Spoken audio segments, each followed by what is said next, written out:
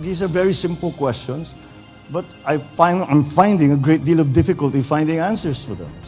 Because I hear one thing and another thing and another thing and another thing. And it's all very,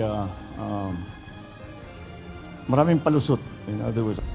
Napakahirap makakuha ng sagot sa mga tanong kaugnay ng sinasabing gentleman's agreement ng administrasyon ni dating Pangulong Rodrigo Duterte patungkol sa West Philippine Sea.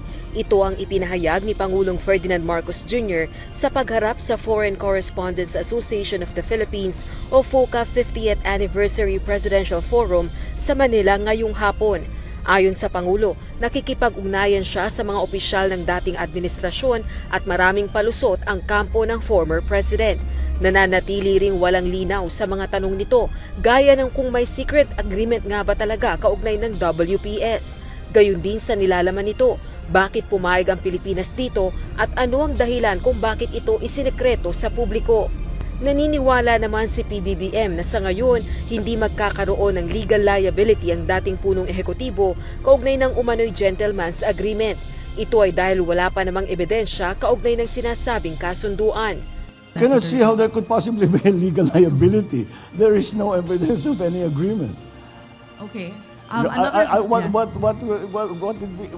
Is there a document that is signed? I'd love to see it.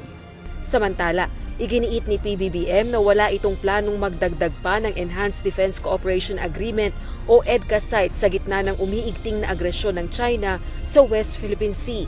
Taong 2014 ang lagdaan ng EDCA sa pagitan ng Pilipinas at Estados Unidos. 2016 naman na magkasundo ang dalawang bansa sa pagkakaroon ng 5 initial EDCA sites. The Philippines has no plans to open or to establish more EDCA bases. Samantala, tinanong din si PBBM kaugnay ng kasalukuyang estado ng ugnayan nito sa Duterte family.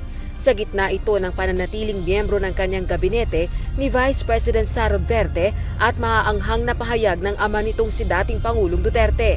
At ang sagot ng Pangulo, How would you describe your relationship with the Duterte family currently, and how would you reconcile your continued allyship with the Vice President and her family's vocal disdain for your policies? It's complicated. Subalit giit nito, hindi nagbabago ang pakikitungo niya kay VP Duterte magmula kampanya para sa eleksyon noong 2022 hanggang ngayon. Sinabi rin sa kanya ng pangalawang Pangulo na hindi ito nag-aalala at nagtatrabaho lamang kahit tila naiipit sa pagitan ng kanyang pamilya at ng PBBM administration. Samantala, naninindigan si PBBM sa posisyon nito hinggil sa usapin ng International Criminal Court o ICC kung saan may mga kinakaharap na reklamo si dating Pangulong Rodrigo Duterte dahil sa anti-illegal drug war nito.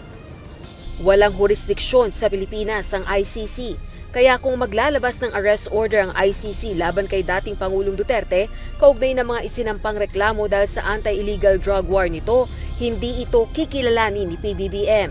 We don't recognize the warrant that they will send to us. Rosa Licoz, UNTV News and Rescue. Diyos ang aming sandigan, serbisyo publiko ang aming pinahahalagahan.